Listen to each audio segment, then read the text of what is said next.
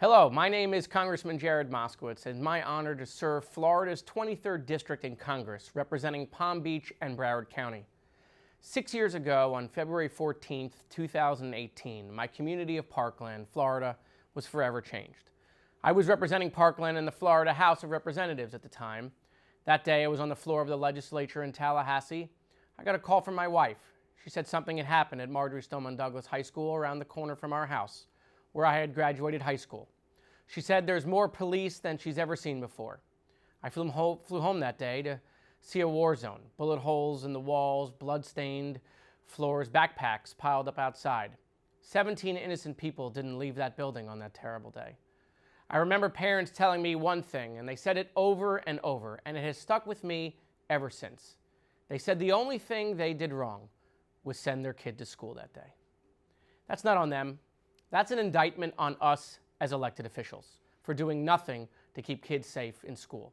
At least in Florida, we did something after the shooting at my high school. I led the passage of the Marjory Stoneman Douglas High School Safety Act through the Florida legislature, raising the age to buy a firearm to 21, instituting red flag laws, and 3-day waiting periods.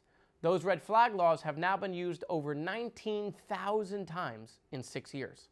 But we didn't just stop at gun violence prevention. We put forward hundreds of millions of dollars into mental health resources and armed security officers in every single school. We set up threat assessment teams in every school and grants for features like entryway hardening and video surveillance. The bill established a state office of school safety for prevention and intervention and emergency preparedness planning. And we did all of this in a bipartisan way, passing through a Republican legislature with a Republican governor signing it into law. I've taken many lessons with me to Congress from this unfathomable tragedy. One of them is that whatever we can do to mitigate the threat of violence in schools, even if it just saves 1 life, 10 lives, or saves 10,000 lives, we must act.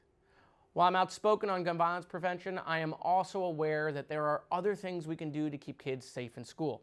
I'm proud to have started the bipartisan School Safety and Security Caucus with my Republican colleague, Congressman Tony Gonzalez, who represents Uvalde, Texas. We're working to find real, tangible solutions.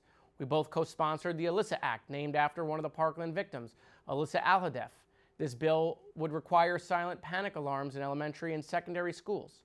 I also co-led the Eagles Act, named after the Marjory Stoneman Douglas Eagles. This bill establishes a national program on targeted school violence prevention and facilities information sharing on behavioral threat assessments.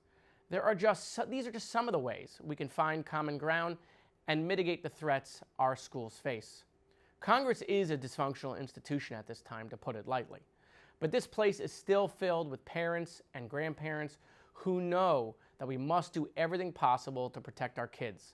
I will always continue to work across the aisle to put school safety first. So I want to thank you all for the work that you are doing at the summit. I want to give a special thanks to CISA and the DHS for organizing this.